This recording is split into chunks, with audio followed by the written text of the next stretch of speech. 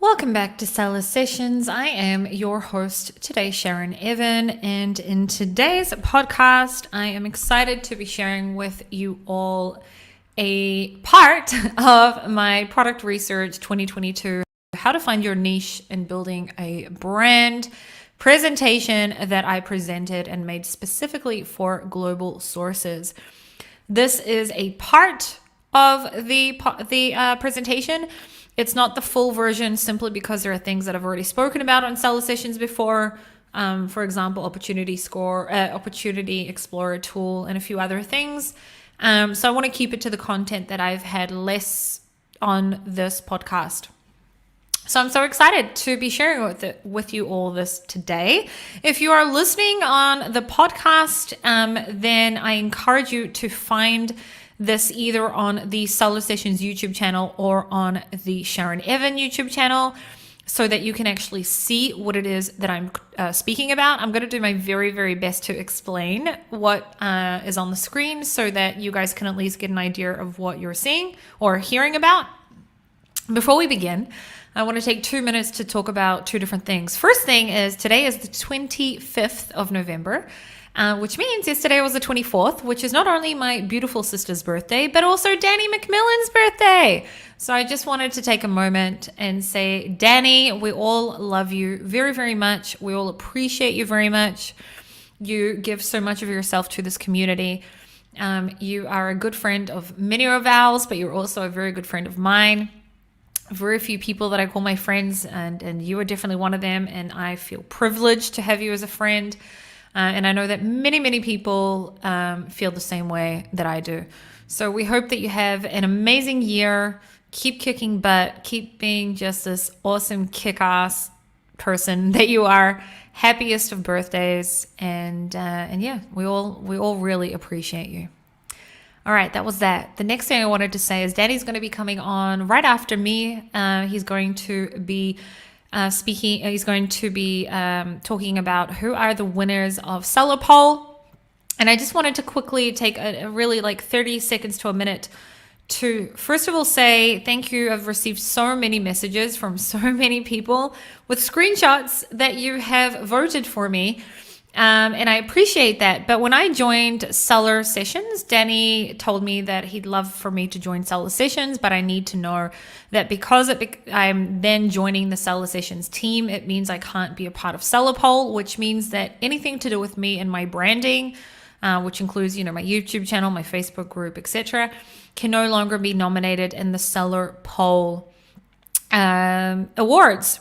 And of course, I prefer to be here every single week and bring you all weekly content rather than to be nominated or win any awards.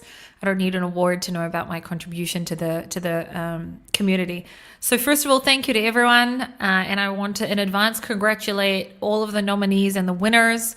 And I am I'm thankful for people that did take the time to vote and that also voted for me, but any votes for me are out the door because I am now a part of the Seller Sessions family and it would be conflict of interest. So thank you again. And no voting for me anymore in Seller Poll. And congratulations to all the winners. All right, that's it. Now we can start. So product research in 2022. Let me just make myself a lot smaller for the people that are watching us live. You don't need to see me that big. All right. Product research in 2022, how to find your niche and build your next brand. Topics that we're going to be discussing in today's podcast is number one, what has changed, which I've spoken about probably all year long on Seller Sessions, but it is what it is. Why is it saying show active speaker video? Don't know why it's doing that. Okay, there you go. What we must be doing today to survive on Amazon. Why niching down and becoming a shark in a small pond rather than a fish in a large pond, a small fish in a large pond, in my opinion, is the way to go. How the niching down process, what the niching down process looks like, how to find your starting points. One of the biggest issues people have is finding starting points. Examples of what niching down means and what it is, and one of my methods for currently finding products, in which I have already spoken about on Seller Sessions in the past, but it fits in really, really well with today's presentation. It's also Thanksgiving today. I just remembered. Happy Thanksgiving to all the Americans out there as well. All right. So a lot has changed. COVID has impacted the world in many different ways. For the e-commerce world, on the one hand, it has caused even more demand. And on the other hand, it has caused a lot of adapting and adjusting for e-commerce business owners and the way that we run our business. So on the one hand, worldwide, e-commerce has seen a large increase in sales, including Amazon worldwide market. So there's also a graph on the screen right now from Insider Intelligence, which is both a prediction and an actual of how much of an increase there has been since 2019 compared to other years. What I want to say is, my 85-year-old grandfather asked me to teach him how to do his grocery shopping online and how to teach him to buy things online. He's 85 years old. I don't think that would have happened had COVID not come around the corner. There are people in the, worldwide that before COVID were not buying online and turned to buying online and continue to buy online because, once you understand that you can buy stuff online instead of having to leave your house, a lot of people will prefer to do that. So on the one hand, yes, demand has grown in many, many, many niches. In many categories, obviously. But on the other hand, COVID has caused absolute chaos in supply chain, which has caused a lot of other things to then happen within that. So I want to spend probably about 5 minutes or so speaking about that because it does impact the way that we look at product research. And then we'll move on. So the first thing is, and I've been speaking about it all year round, so you're probably all sick of it. But you know what, guys? I am a seller first, right? Before I am whatever, like a podcaster or coach or YouTuber or whatever, I'm first of all a seller just like everyone. And I speak about things that I'm going through and that you guys go through because I'm going through the same things that you guys are because I'm a seller first. So this entire year, this has probably been the most chaotic year also for me as a seller, also on a cash flow level. This has been a crazy year. So maybe you guys are sick of me talking about the supply chain, but that's probably one of the biggest problems that I've gone through this year, and I know many have. And it's changed everything when it comes to the way that we manage our businesses today. So it's why I keep talking about it. So I'm not even going to apologize for it. All right, chaotic supply chain. The entire supply chain industry is broken. This includes trucking, shipping, 3PLs, issues at ports, much, much more. This has meant that we then have, this means that we then need to have much better inventory optimization. It means that many of us have been out of stock many, many times. Before COVID, I don't think I was out of stock for years. And there's more costs to factor in. If supply chain's fucked up, basically, it means that you need to order more units. It means that you need to have 3PLs in place, which you may have not had before COVID. It means that, stuff goes missing. It means that you may have extra fees to pay when you're all sorts of different things. So chaotic supply chain is one of the biggest changes. The second thing is broken manufacturing. There is a huge increase in lead time. There is a huge increase in raw material cost. Not huge, but there is an increase in many niches. There's an increase in labor cost. There is the exchange rate. I could probably think of some more things, but those are the things I put in here. This also means that we have to make larger orders or closer sourcing. What I mean by closer sourcing is many of us may be looking at sourcing places that are closer to where we sell. So if you sell in the US, you may have started to look at Mexico or the US itself, etc. If you sell in Australia, you may have even started to look at moving manufacturing to Australia, whatever it may be. If you sell in the UK, you may have looked at, different countries like Poland, etc. It really, really depends on the type of product that you sell. But I myself have been teaching myself how to source outside of China in the last year. Because I also needed to see if, you're going to see soon, I'm going to talk about how I've learned this year how diversification is so important on a sourcing matter, on a sourcing level. And also I've been teaching myself how to source from other countries as well, like the US, etc., because that's probably where the world's going soon. No country at this stage, in my opinion, can compete with China, but I think that is going to start changing over the next 10 years. And I'd like to be, learning that now, basically, or building those relationships now. That also means that there are more costs in place for manufacturing. It also means that you need much smarter sourcing and not rely only on China. Smarter sourcing, what do I mean by that? So in probably 2015, 16, 17, and even 18, you could have gotten away with like not understanding or not knowing anything about the way that your product is being manufactured, right? You could have just really understood how to just only focused on the Amazon side of things and not focused on the product development side of things. And you could have gotten away with that and made a lot of money still. Today, if you want to have the best like shipping optimization in place, the right materials, the best costs there is on a cost level, making sure that you're spending the least amount of money but still have the best product in the world, and you're getting the best terms, etc.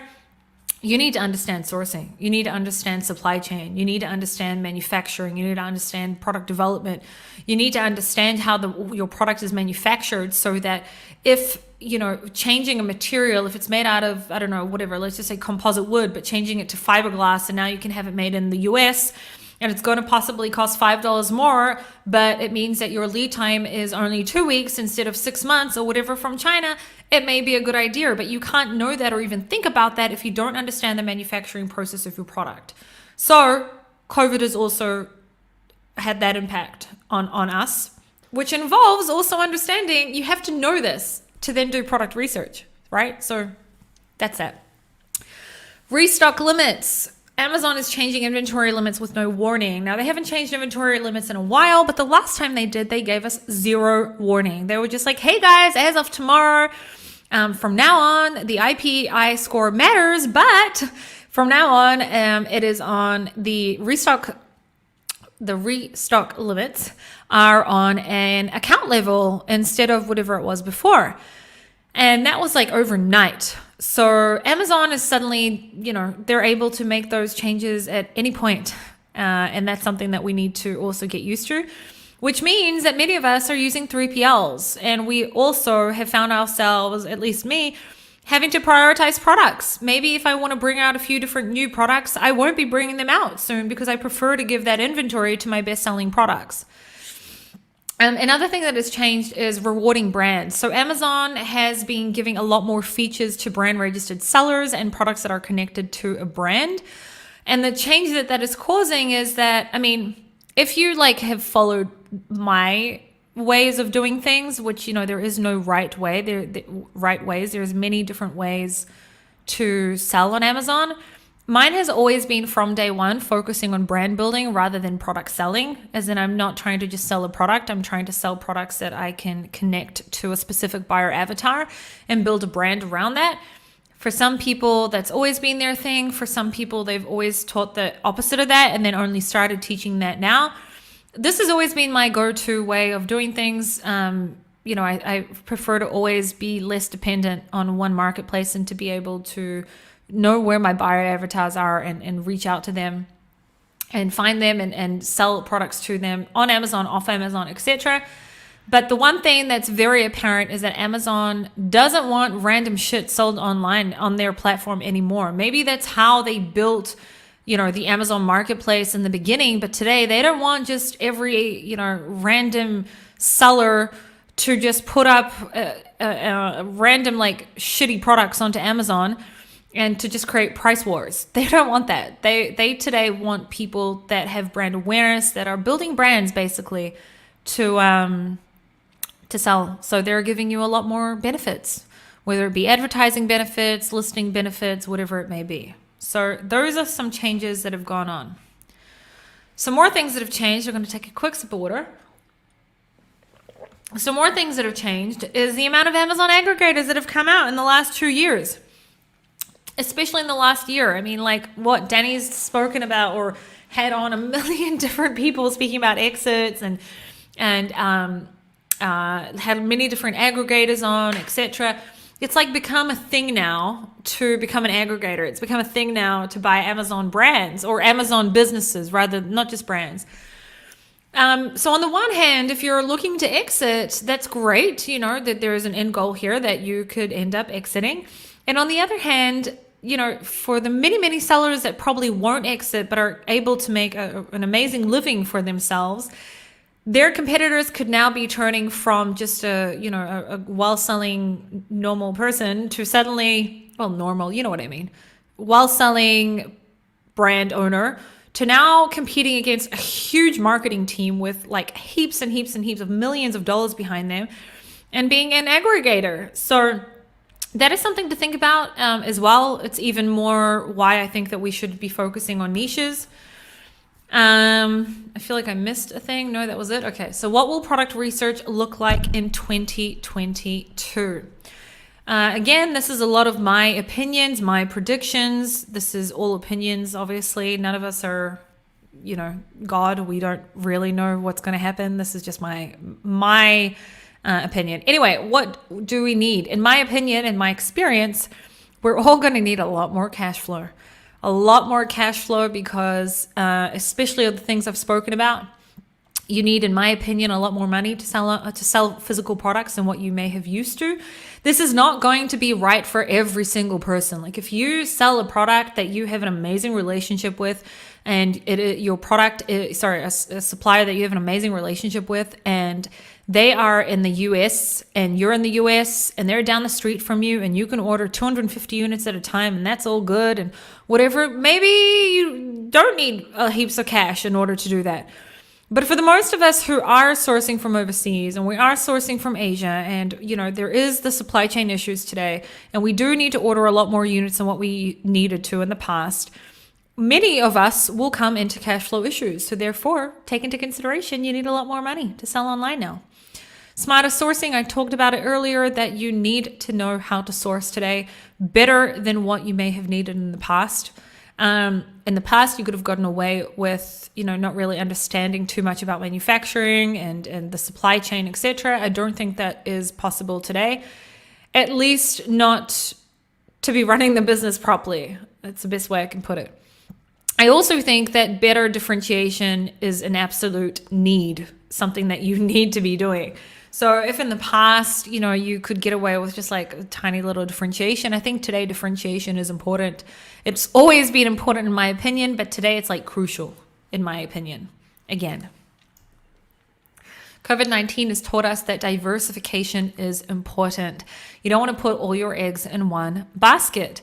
I mean, when I say that A, you need to diversify your sourcing. Many of us until COVID relied mostly on China. Now, I'm not against sourcing from China. I will continue to source from China, and I have amazing relationships with my Chinese suppliers.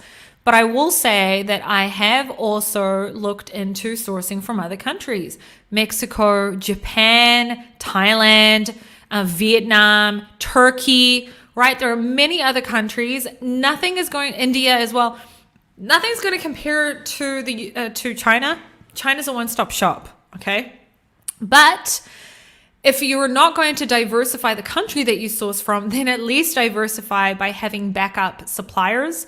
If there was one thing that this last 2 years have taught us, is that you can't rely on just either one supplier or just one area of the world, okay? And it is important to look into diversifying your sourcing. Diversify your marketing. Gotta take another quick sip of water. In a world where social media has become so important, marketing, social proof, etc., it is ideal to have a product that is social media worthy. This is something that I've always said. This isn't something that I think has suddenly happened, but I think it's a lot more important today. I think that part of the biggest differences between an Amazon seller and a brand builder, so someone, and I'm not like making fun of someone. I think that there are people making a lot more money than what I do that are like 8 and 9 figure sellers. Not that that means anything, but anyway, by just selling on Amazon, they don't sell anywhere else, and that's awesome for you. But I have a mortgage to pay. I have a child to feed. I run multiple businesses and have a lot of responsibilities. And I am not willing to put all my eggs in one basket. I am not willing to only sell on one marketplace. Maybe in the past I was, but I am not willing to do that, at least not in the last couple of years, even before COVID. And therefore, I want to know where my buyer avatars hang out. I want to market to them. I want to sell on Amazon. I want to sell off of Amazon. I want to get traffic from Amazon. I want to get traffic off of Amazon. So social media has become so important. And I do believe that looking into having a social media worthy product is very helpful. It doesn't mean it's the only way to go, but I think that it's helpful. We have things like, TikTok, Facebook, Google, YouTube, Pinterest, Instagram, etc., Reddit as well, all these different places that, just bringing out content there is free. Yes, there's advertising, and yes, you can have paid advertising, PPC, etc., but like working with TikTok influencers or working with even Amazon Live influencers or Instagram influencers today doesn't have to cost money. It can also be free. So we have all these things at our fingertips, and I think that moving forward, we need to utilize that. Diversifying your product catalog, brand building focus rather than product focus. I've already spoken about that, and I'm already over time, so I'm going to move forward. All right. Part of the problem is that most sellers are looking for products through softwares, which results in people ending up with the same types of products. The second thing is most people are looking at very specific parameters when it comes to product research, and they end up finding the same products. The next thing is differentiation. Most sellers don't realize the importance of differentiation and brand building. And the last thing is many sellers are so algorithm focused that they forget that they're selling to an actual buyer. Algorithm and understanding the algorithm and numbers are very, very important. But so is understanding your buyer avatar. So is understanding how to market your product to your buyer. So is understanding where your buyers hang out. So is understanding how to make the best product for your buyer avatar so that you can, then go and utilize all these awesome things that you learn about the algorithm and blah, blah, blah. And a lot of people forget that. And I know this because I work with many, many different sellers. So finding your niche. What is niching down? I'm going to try to explain for the people that are listening to us on the podcast what we have on the screen. So what is niching down? We start with a category. We then go into a niche from that category. Then we have an option to sub-niche, and then we have an option to micro-niche. So an example would be fitness could be our category.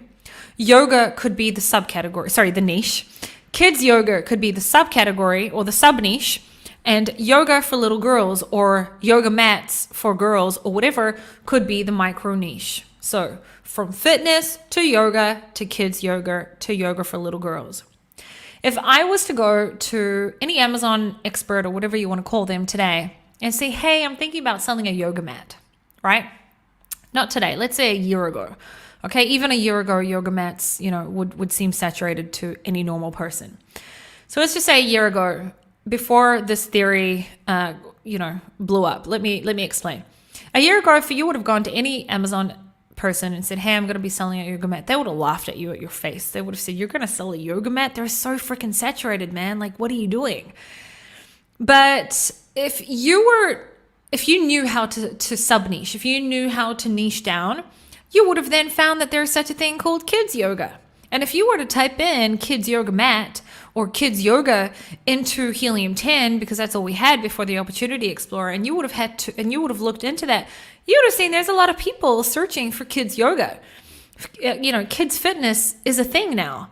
And it's not just because COVID, like in general, kids fitness is a thing, right? People care about their children's fitness. And kids yoga has many, many different benefits. And if you were to look at kids yoga mat, you'd see that a year ago, not today, a year ago, there were no kids yoga mats. They were just yoga mats that were sold for adults, and people were typing in kids yoga mat for kids, and they were indexed, so people bought their product and they became ranked. But there weren't any with like unicorns or dinosaurs or, whatever, like girly or boyish or for younger kids that made them for kids.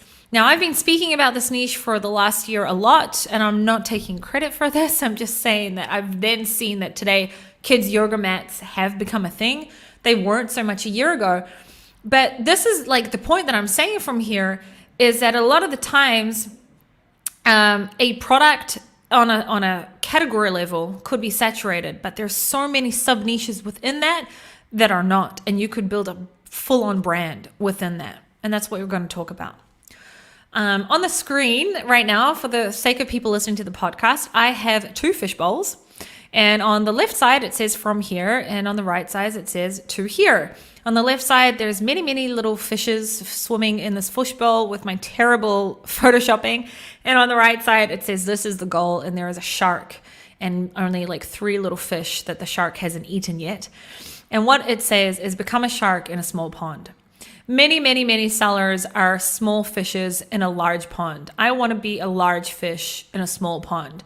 I want to dominate a niche. I want to come in, see a niche, see potential, come in and dominate by understanding who the buyer avatar is and making many, many products for that buyer avatar, cross-selling my products, rather than just selling random products in larger categories and being, just another small fish in a large pond. For many, many sellers, that has worked over the last few years or even, the last decade. I feel that the Amazon selling world is starting to shift and go towards a different direction, and that niches are the way to go. And I want to be a shark in a niche. My niching down process now, you'll see that I'm not talking here in this presentation / podcast thing. I'm not speaking here about costs. I'm speaking here about how we find products. So this is just like one part of product research. So we find a category or a product, and then we start to brainstorm. Who can we sell this product to? And then we move into keyword research, then market and niche analysis, then competitor analysis, and then boom, differentiation. Now, of course, we need to understand how much the product is going to cost, how to source it, etc. But this is the process for niching down, okay? So in my experience, or my opinion, there are 3 different ways to get starting points. So for those of you who don't know, I have a product research and sourcing course, and I decided to make that course because of my unique ways of finding products. But the main thing that I've learned from that is that the hardest thing for people was starting points. People were finding it very, very difficult to think of starting points to sell, for selling their product, for finding products to sell, I should say. So there are 3 different starting points, in my opinion. Number 1, you find a product and then you ask yourself, can you niche it down? Or you find a category, a broader category, and you ask yourself, how, can you niche it down? Or you find a buyer avatar and that is your starting point, and you ask yourself, how can you sell specific products to that type of buyer avatar? And I'm going to explain every single one of these because we're talking about niching it down. So the first starting point, which is you start with a product. So you found a product and then you ask yourself, can I focus on a specific niche within this product? So let's just say, in a second, I'll give an example, but let's just say I found a product. The first thing I'll ask myself is there a gap in the market? Can I repurpose this market? Instead of selling it to one type of buyer, can I sell it to a different type of buyer? Can I focus on a specific buyer avatar for this specific product? I want to focus on something specific, but I also don't want to make it so specific that no one's going to find my product because no one's looking for it. Can a slight change be made to this specific niche or to this product? Can I bundle this product? These are all questions that I ask myself. So I've got 4 different examples here of starting with a product. So let's just say that I found a product and it is cutting boards, right? If I was to then make a list of all the different people that use cutting boards, I could have then found the niche mini cutting boards for kids. Okay, which could have led me also into, remember, these are starting points to then move on to product research. That could have led me into kids cooking. I could have then gone in and done the whole niching down process and found that, okay, I could start with mini cutting boards for kids, but then there's all these other products that I could sell for kids that are, cooking. Blankets.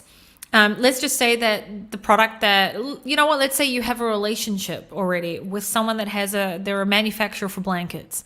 So if you were to say to anyone, yeah, I'm going to sell blankets on Amazon, they'd be like, dude, that's so saturated. But wait a minute, there are so many different types of blankets, right? There's blankets for kids, there's blankets for adults, there's blankets for dogs, there's blankets for cats, there's blankets for seniors, for so many different types of blankets, right? So I would have started to make a list. Who can I sell blankets to? And you would have seen that there is a niche around hospitals, right? Blankets for hospitals. If you think about it, hospitals are always cold. Whether it's summer or winter, it doesn't matter. They've always got air conditioning on and they're always cold. People always need blankets. Not all the people in this world want to use blankets from hospitals, right? So for example, it could have started as blankets as the product. Who can I sell blankets to? And then you could have possibly then found the niche around blankets for people in hospital. And for example, positivity blankets.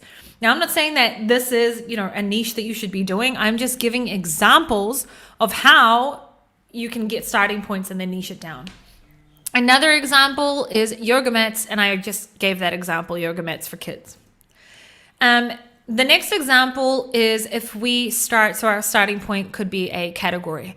So let's just say I decided that my starting point is decor. From there, I'm going to outdoor decor. I'm going to focus on garden. And then I could have asked myself, okay, what are all the different types of things that people need in the garden? It could have brought me into tree decor, for example.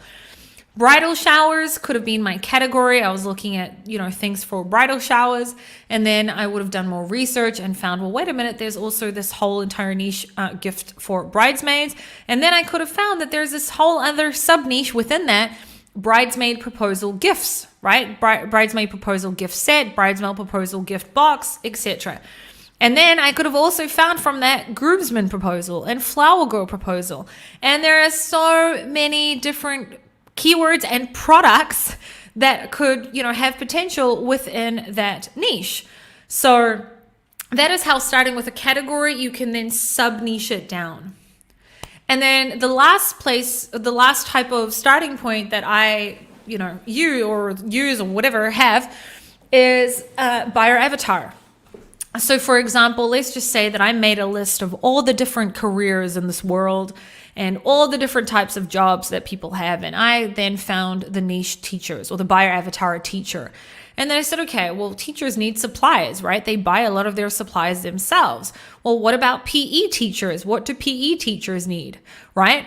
Or what do nurses need? Or let's say a different buyer avatar, gifts for women. I'm going to focus on women and gifts for women. Now that sounds super broad. So I'm going to then find a niche within that and I'm going to focus on divorced women, right? What about funny gifts for divorced women?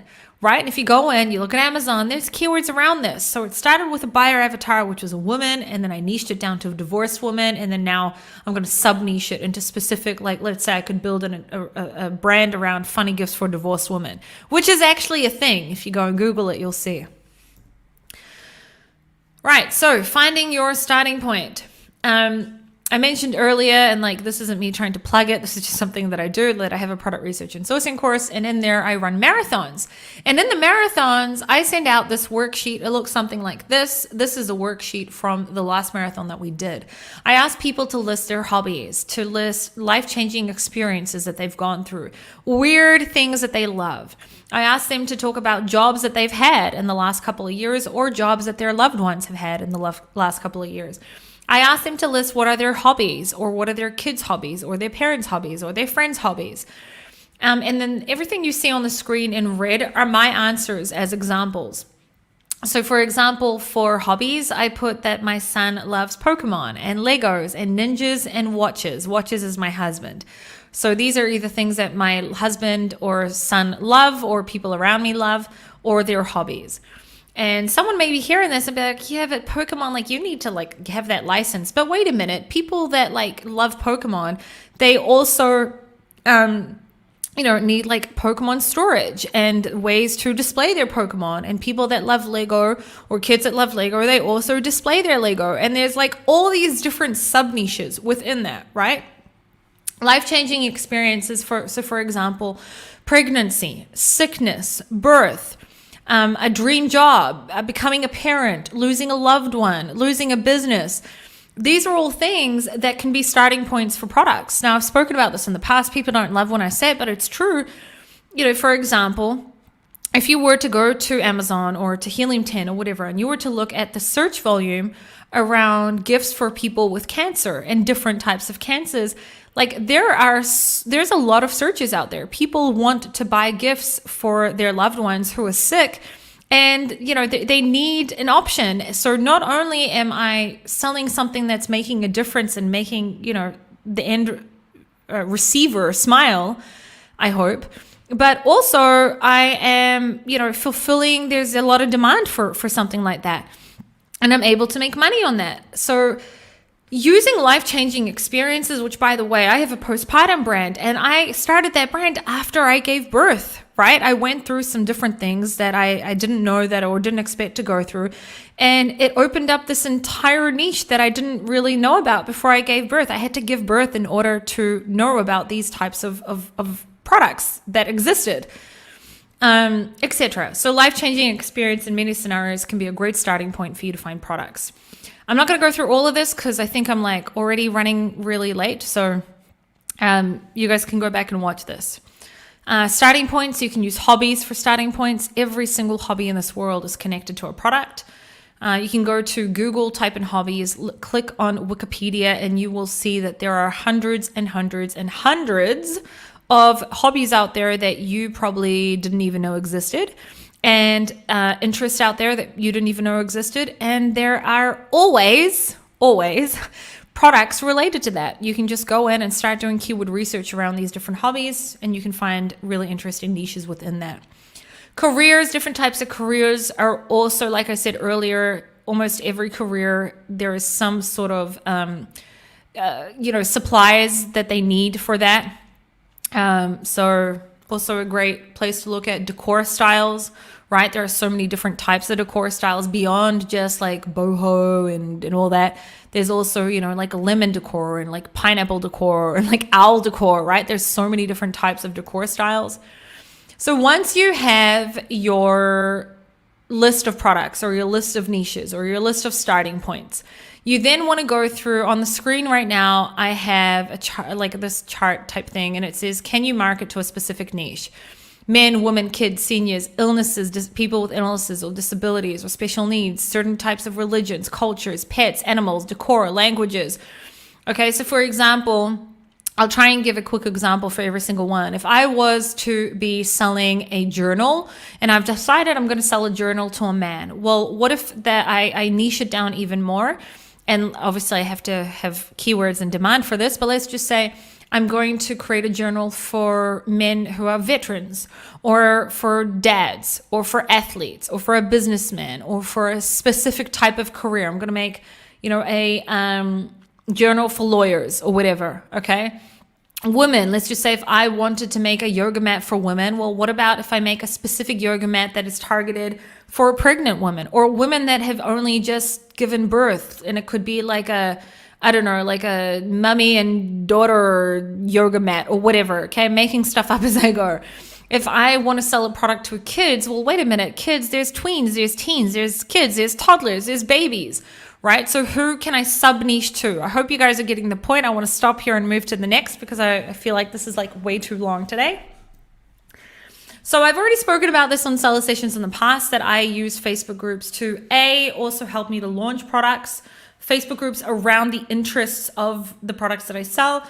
And also I use Facebook groups to promote my products and also to find products. So I've had a show about this, but I wanted to go a bit deeper and take it to that next level.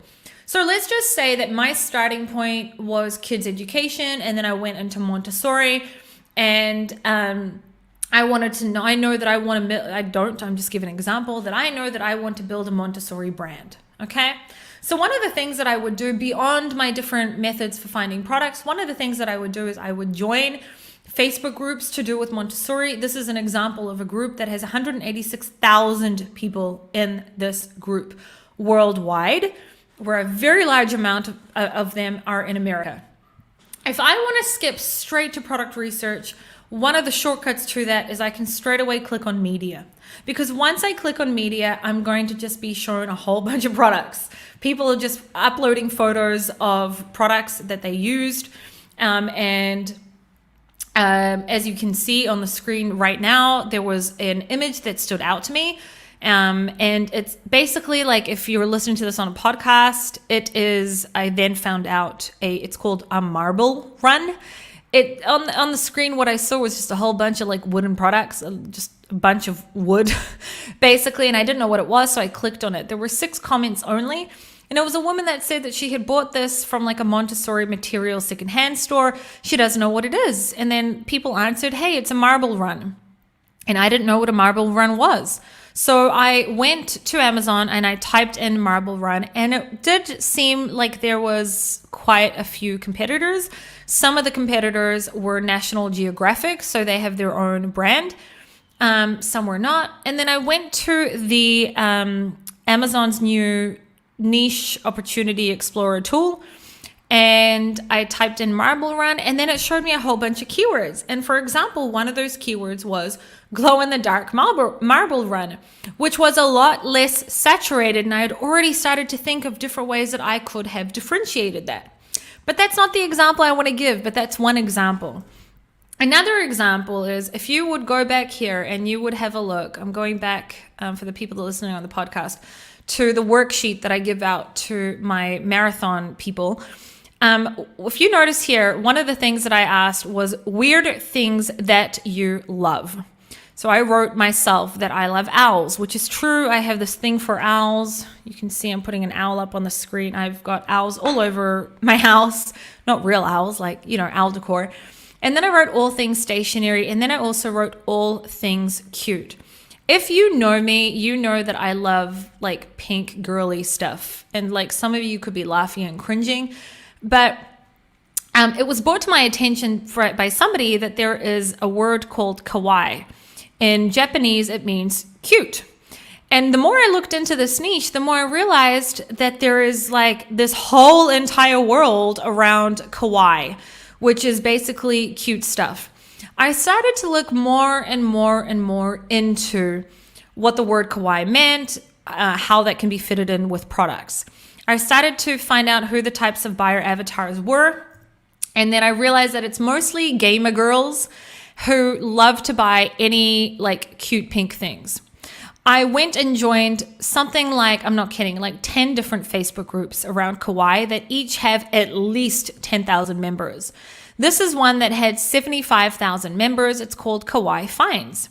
I went to media, and then I saw a whole bunch of photos, and then I saw this. Now on the screen, what we're seeing is an image of garbage bags that are pink, and it's by Glad. Sorry. There are 1,000 comments. There are 1,000 likes, 66 comments, and 163 shares. Some of the comments said, guess I'm going to Target tonight. I never thought I would be like, oh, really? I want those trash bags. Heck, these are so cute. I bet they smell good. I've never been so excited about buying trash bags. All of these comments were just around these like cute pink trash bags. It's just a freaking trash bag. And I was like, that's so interesting. Obviously, there were so many different images, and I'll show you guys another image soon of like pink stuff. But I just thought about like, how crazy is that? This is just a typical product that they've just made in like one color. And the kawaii girls love this because it's pink. So I could have made a pink trash can, like a pink trash bags, and not even targeted pink trash bag keywords, but targeted kawaii related keywords. And I would have found this target market. So I went and did a little bit more research. Got to take another sip of water. I've been talking so long. And I found that, and this is what we have on our screen right now is data from Amazon, not from Helium 10, not from Jungle Scout, not from anywhere other than Amazon. So this is 100%. This is from the Niche Explorer tool, and it's data that refers to the past 90 days. If you went in and you typed in kawaii, you would see that there has been search volume of 384,000 in the last 90 days. And this has nothing to do with Q4. There is always search volume around kawaii. And pink trash can, not pink trash bag, but pink trash can has had 35,000 searches in the last 90 days. So I went to the pink trash bag keywords on Amazon, and then I clicked on a whole bunch of different pink trash bags. Some of them are huge brands, I will say. And I saw that almost all of them were frequently bought with a pink trash can.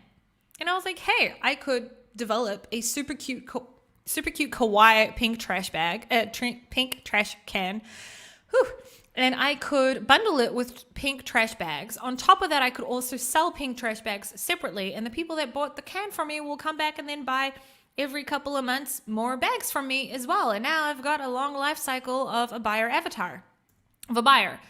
So obviously, if I wanted to sell a pink trash can to the kawaii girls, because there's so much search volume around kawaii decor, kawaii aesthetics, etc., it would need to be more kawaii looking. So it could be like a pink strawberry one. It could be whatever. Like it needs to be a trash can that looks more kawaii-ish. And I could have bundled it with pink trash bags. So if I was to do that, I would be going after the specific buyer avatar, which are kawaii girls or kawaii related buyers. I'd be selling a trash can and a bag set, but targeting the kawaii related keywords. I could find many day-to-day different products and make them fit to this buyer avatar and repurpose it to them specifically and build a kawaii brand full of products. And I could also use Facebook groups to help me to launch them. And I want to give you an example. These are some kawaii groups that I am a part of.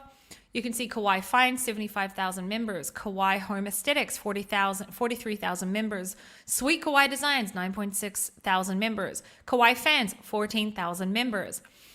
This is another example of the photos for one of these groups. You will see in every single one of these photos, there are products. Many different products that I can copy and paste, go to Amazon and look for keywords around this. And the more I study this niche, the more I learn about the buyer avatars, I can then learn what types of products I can make. And look at this.